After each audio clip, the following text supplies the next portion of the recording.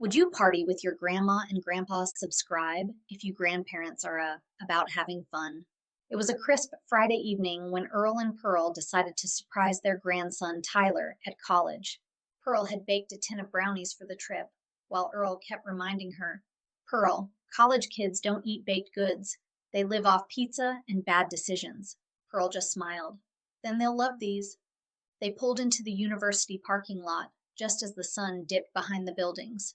The air buzzed with laughter, music, and something that smelled suspiciously like laundry detergent. Or maybe that was just excitement. As they got closer to Tyler's dorm, they noticed students running around in white sheets. Earl squinted through his bifocals. Well, looks like the whole campus sprung a leak in the linen closet. Pearl elbowed him. Be nice. Maybe it's laundry day. Before they knew it, a student ran up and shouted, Welcome to the toga party. Pearl blinked. Toga? Oh, I love yogurt. The student laughed, draped a sheet around her shoulders, and said, You look amazing, Grandma. Earl leaned in and muttered, Pearl, I think we're in the wrong dorm. She waved him off. Relax, Earl. They seem friendly, and I've always wanted to join a Greek society. Inside, the music was loud enough to make Earl's dentures vibrate. Lights flashed, kids danced, and somebody handed them two red cups filled with something fizzy. Pearl took a sip and coughed. Mercy, that's got more kick than my arthritis cream. Earl took one too. Tastes like battery acid and regret, but it's free. The crowd cheered, chanting something Pearl didn't quite catch, so she assumed it was polite encouragement. Before she knew it, two students had her by the arms, leading her toward a long metal tube. Pearl smiled. Oh, are we gardening? The next thing she knew, the crowd yelled, Go, Grandma! And she was somehow upside down, holding onto the keg. With the students roaring approval, she started to take the hose into her mouth a swallow away. Across the room, Earl was having his own adventure. A group of college girls surrounded him, cheering. Show us your moves, Grandpa.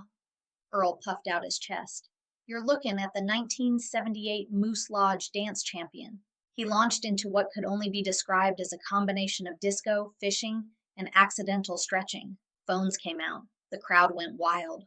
Pearl, now wearing glow sticks like jewelry, yelled from across the room. You still got it, sugar hips. Earl tried to wink, but gravity wasn't on his side anymore. He spun once, twice, then stopped and grabbed a nearby chair for dear life. Just pacing myself, he said. At that exact moment, Tyler walked in. He froze in the doorway. His grandmother was dancing on a table. His grandfather was fist bumping a football player, and the entire dorm was cheering. Go, Earl! Go, Pearl! Tyler's eyes went wide. Grandma? Grandpa? Pearl spotted him and waved. Tyler, we've been looking for you. Your friends are just delightful. Earl stumbled over, laughing. Kid, your generation's got spirit, and possibly vertigo.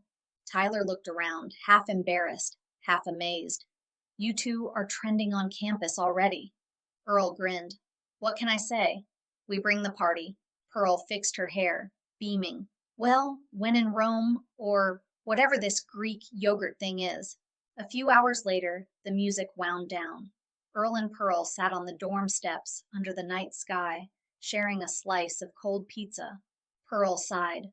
Earl, I haven't danced like that since your cousin's wedding. Earl chuckled. Yeah, and last time I didn't need a heating pad afterward. They watched the stars above the college town flicker like old porch lights. Pearl smiled softly. You know, I thought we'd come visit our grandson, but I think we made a few hundred new ones. Earl nodded. And I think half of them just followed us on whatever that talk-tick thing is. They both laughed as the night breeze carried music and memories across campus.